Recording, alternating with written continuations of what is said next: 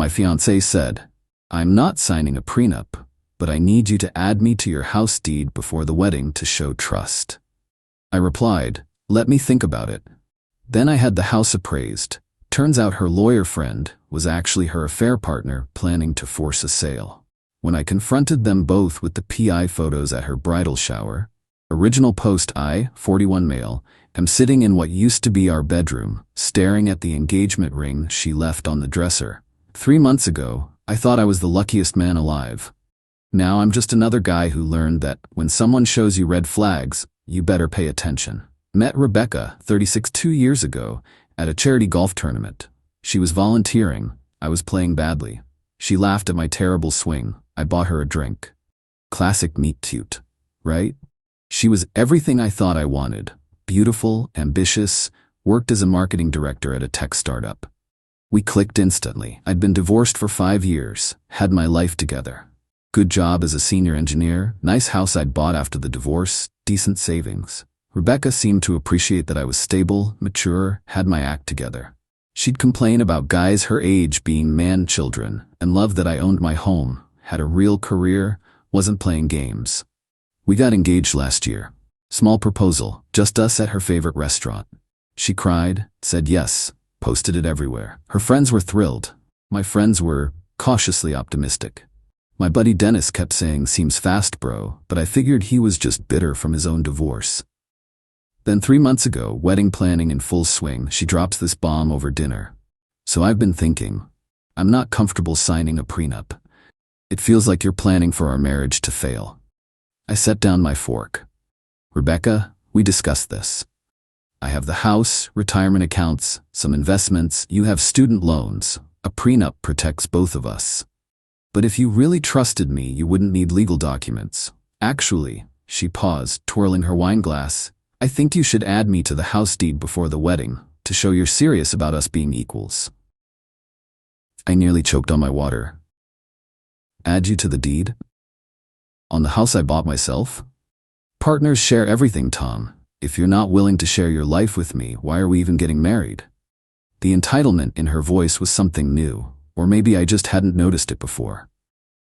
Let me think about it, I said, trying to stay calm. She smiled, reached over, squeezed my hand. I knew you'd understand. My friend Bradley is a lawyer. He can handle the paperwork, make it super easy. Bradley. She'd mentioned him before. Some lawyer friend from her CrossFit gym who was so helpful with legal advice. Never met the guy, but she brought him up a lot lately. That night, something felt off. Really off. Update 1. The next morning, I called my divorce lawyer, Peterson. Good guy, helped me keep most of my assets in the divorce, explained the situation. Tom, he said slowly, don't add anyone to that deed. In fact, get that house appraised. Now. Why? Because if she's on the deed and you split, she can force a sale. She'd get half the equity even if she never paid a penny toward it. And this Bradley character handling it? Red flag, my friend. I hired an appraiser that week. Told Rebecca I was getting it done for insurance purposes. She seemed weirdly excited about that. The house appraised at $680,000. I'd bought it for $420,000 5 years ago. The market had exploded. That's $260,000 in equity she'd get just by being on the deed. But here's what made my stomach drop. Rebecca knew the exact appraisal amount before I told her. We were having dinner and she goes, "So the house is worth almost $700 now, huh? We could do so much with that equity." I hadn't told her the number. The appraiser hadn't sent the report yet. Only person who knew was the appraiser. How do you know that? She froze for a second. Oh, you mentioned it. No, I didn't. Well, I just assumed. Houses in this area are all going for that much. BS detector going crazy now. I hired a PI the next day. Felt scummy doing it, but that feeling in my gut was screaming. Gave him Rebecca's info, Bradley the lawyer's name, told him to see what he could find. 3 days later, he called. You sitting down? Why? Bradley Morrison isn't just her lawyer friend. They've been meeting at hotels twice a week for the past 4 months. I have photos. They're explicit. My hands went numb. Send them. The photos came through. Rebecca and Bradley at the Marriott, at his apartment, in his car. The timestamps went back to before she started pushing about the prenup, but the PI wasn't done. There's more. I did some digging on Bradley. He's not exactly thriving, drowning in debt actually, had 2 failed real estate ventures, and get this, he specializes in property law, specifically partition sales. What's that? When co-owners force the sale of a property to get their share, it's his specialty. The pieces clicked. She gets on the deed, married or not, she can force me to sell. She gets $340K, splits it with Bradley. They'd been planning this for months. I sat there staring at the photos. My fiancée, the woman I was going to marry in 6 weeks, in bed with another man. A man she was conspiring with to steal my house. The rage was indescribable. But then, clarity. Cold, perfect clarity. Her bridal shower was in 2 weeks, 40 guests, her mom, sisters, friends, everyone. I smiled for the first time in days. Update 2. The next 2 weeks were Oscar-worthy on my part. I played the perfect fiancé, talked about our future, helped with wedding planning, even met with Bradley about the deed transfer. Bradley was exactly what I expected. Spray-tanned, too much cologne, kept calling me buddy and talking about how lucky I was to have Rebecca. The smirk on his face when discussing the deed made me want to punch him. Instead, I smiled and said I needed a few more days to review everything. No rush, buddy, he said, shooting Rebecca a look, but sooner is better, for tax purposes. Rebecca squeezed my arm. Bradley's just looking out for us, honey? Sure, he was. I kept the PI on retainer. Got more photos, videos. They met at Bradley's apartment the day before the bridal shower. The PI got audio of them in Bradley's car. 2 more weeks, and we're set. He's completely clueless. Laughing, I almost feel bad. Almost. He's sweet but so boring. Once we get the house sold, we can finally be together for real. How much are we getting again? At least $300K after the sale. Maybe more if the market keeps going up. God, you're brilliant. I learned from the best, baby. The sound of kissing. I threw up in my office trash can. The bridal shower was at Rebecca's sister Nicole's house. Big backyard, tent rental, the works.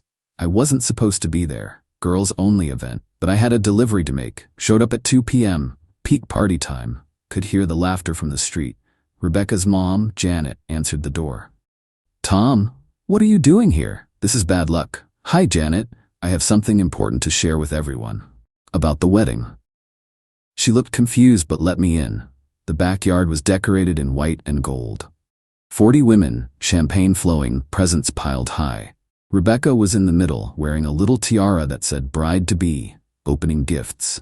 She saw me and her face went from surprised to annoyed to fake happy in 3 seconds. Baby, what are you doing here? I walked to the center of the party. Everyone was staring. Ladies, I'm sorry to interrupt, but I have something everyone needs to see before the wedding. I pulled out my phone, connected it to Nicole's Bluetooth speaker. She'd given me the password months ago, and hit play on the audio from Bradley's car. Rebecca's voice filled the backyard. I almost feel bad. Almost. He's sweet but so boring. Once we get the house sold, we can finally be together for real. The silence was deafening. Rebecca's face went white, then red. That's not what it sounds like. I held up the printed photos. Rebecca and Bradley at the hotel. Made sure her mom got a good look. It's exactly what it sounds like. You've been having an affair with Bradley for 4 months. You two planned to get me to add you to my house deed, then force a sale, split the money and run off together. Gasps. Someone dropped a champagne glass. Janet started crying. Rebecca, tell him he's wrong. Rebecca's mask finally slipped. Pure rage. You hired someone to follow me? You psychopath. That's illegal. Actually, it's not. And neither is recording 2 people conspiring to commit fraud in a public parking lot. She stood up, wobbling in her heels. You can't prove anything. Bradley is just a friend helping with legal matters. Right, friends who meet at the Marriott every Tuesday and Thursday. Friends who discuss stealing $300 from me. Her sister Nicole looked disgusted. Becca, what the hell? Shut up, Nicole. You wouldn't understand. Tom's loaded. He can afford it. That house is half mine anyway. I've been living there. For 8 months, I said calmly, paying 0 rent, 0 utilities, contributing nothing while planning to rob me. Her cousin stood up. I think you should leave, Tom. I'm going. But first, I pulled out a manila envelope, handed it to Rebecca. You've been served. Eviction notice. You have 30 days to get out of my house. Your belongings are already packed. Dennis and Mike are loading them into a truck as we speak. You can pick them up at the storage unit on Riverside. First month's paid. After that, it's on you. She lunged at me. You can't kick me out. We're engaged. Her mom and sister had to hold her back. Not anymore, I said, staying calm. The engagement's off, obviously. The wedding venue, vendors, everything's been canceled. I sent emails an hour ago. Oh, and Bradley's wife got copies of everything too. Figured she should know what her husband's been up to. That stopped Rebecca cold. Bradley's wife? Melissa, lovely woman, pregnant with their second kid. She's filing for divorce Monday, probably taking him for everything he's worth, which isn't much according to my lawyer. Rebecca collapsed into a chair. The rage was gone. Just shock now. Update 3. Left the bridal shower to the sound of chaos. Rebecca screaming, her mom trying to calm her down, guests fleeing like the place was on fire. Nicole texted me later that night. Holy hell, Tom, I'm so sorry. I had no idea. Not your fault. She's losing it. Broke a bunch of dishes, blamed everyone but herself. Mom's devastated. Sorry this ruined your party. Are you kidding? This was the most excitement we've had in years. Also, you're a legend. Got home to find Rebecca had tried to break in. Scratches all around the lock. Doorbell camera caught her kicking the door and screaming. Sent that footage to my lawyer too. Bradley started blowing up my phone. Threats about lawsuits, defamation, harassment. My lawyer shut that down quick with a cease and desist letter. Then Bradley's wife Melissa called me. Tom, I wanted to thank you. For ruining your marriage? She laughed bitterly. For saving me years of my life? I suspected something but could never prove it. He's been moving money around, hiding assets. Now I know why. I'm sorry you're going through this. Don't be. I'm taking the house, the car, and full custody. My lawyer says with the evidence you provided, Bradley's screwed. Small comfort, I guess. Rebecca tried everything over the next week. Showed up at my work crying, security removed her, had her mom call begging me to reconsider. Janet was nice but I held firm. Sent a fake suicide threat text. I called 911 for a wellness check. She was fine, just pissed. Posted on social media about her abusive ex. I posted the hotel photos in response. She deleted everything. Threatened to claim I assaulted her. My lawyer reminded her about the consequences of false police reports. Then came the extinction burst. Sorry, I know that term is overused, but that's exactly what this was. Update 4. 2 weeks after the shower, I'm at work when building security calls. Mr. Thompson? There's a situation in the parking garage. I knew before I even got down there. My truck was destroyed, windows smashed, tires slashed, asshole keyed into every panel. Rebecca standing there with a baseball bat, crying and screaming. You ruined my life. Bradley won't even talk to me. His wife is divorcing him. My family thinks I'm trash. This is your fault. Security already had the cops on the way. I just stood there recording on my phone. Rebecca, you're on camera destroying my property. I don't care. You destroyed my life. You destroyed your own life. You chose to cheat. You chose to try to steal from me. These are consequences. She swung the bat at me. I stepped back. She missed, fell on her face. Cops showed up right then. Beautiful timing. They arrested her on the spot. Vandalism, attempted assault with a deadly weapon. The damage to my truck was over $12,000. Felony territory. Her mom bailed her out the next day, but the damage was done. Photos of her in cuffs went viral in our social circle. Bradley had already thrown her under the bus, telling everyone she seduced him. And it was all her idea. Real class act, that guy. The best part? My insurance covered the truck damage, and they're going after Rebecca for the full amount plus legal fees. But wait, there's more. Last week, Rebecca's former employer reached out. Turns out she'd been using her company credit card for her hotel meets with Bradley. Thousands in personal charges. They're pressing charges for embezzlement. Her lawyer, not Bradley, he's too busy with his own divorce, reached out about a plea deal. She'll plead guilty to the vandalism, pay restitution, do community service if I don't pursue additional civil charges. I agreed, but with conditions. Full restraining order, permanent. She admits in writing to the affair and the attempted fraud. She pays for my truck damage in full. She never contacts me or comes within 500 feet of my property. Her lawyer said she had no choice but to accept. Final update. It's been 3 months since the bridal shower bomb drop. Time for the final update on this disaster. Rebecca took the plea deal. 6 months probation, 200 hours of community service, full restitution for my truck. The restraining order is permanent. She had to write a letter admitting to everything, the affair, the fraud attempt, all of it. My lawyer has it in case she ever tries anything again. Bradley's life imploded. His wife, Melissa, took him to the cleaners. She got the house, both cars, full custody of the kids, and alimony. His law practice tanked when word got out about the fraud attempt. Last I heard, he was living in a studio apartment and working document review for $25 an hour. Karma's a beautiful thing. Rebecca's working at a call center now. Her marketing career is toast. Turns out embezzling from your employer makes you unhireable in that field. She's living with her parents. Janet calls occasionally to apologize. I tell her it's not her fault, but I can hear the disappointment in her voice when she talks about Rebecca. Nicole and I actually became friends through this. She checks in every couple weeks, says Rebecca still blames everyone but herself. Still thinks I overreacted and ruined her life over a mistake. No accountability whatsoever. Found out some interesting backstory from Nicole. This wasn't Rebecca's first rodeo. She'd done something similar with an ex 5 years ago. Moved in with him, tried to get him to co-sign on a condo, dumped him when he refused. He dodged a bullet. Wish he'd warned me.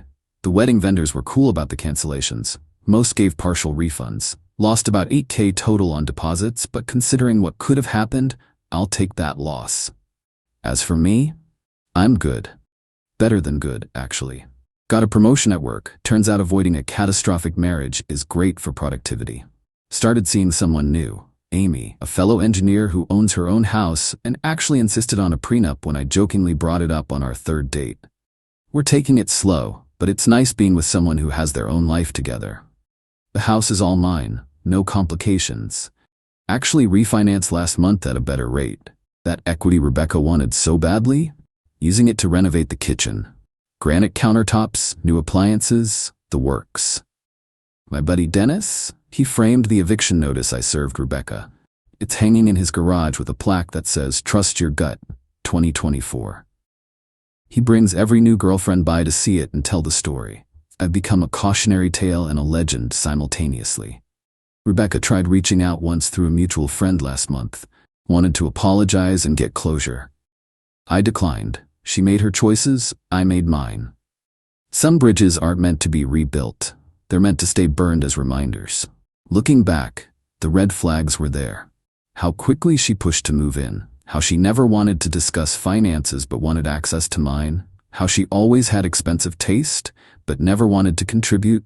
How this Bradley guy suddenly appeared once marriage was on the table. How she went from "I love you" to "give me half your house" in record time. Lessons learned. 1. Trust your gut, it's usually right. 2. If someone refuses a prenup, run. 3. If they want to be added to assets they didn't help acquire, run faster. 4. When someone shows you who they are, believe them. 5. PIs are worth every penny. 6. Always have security cameras. 7. Document everything.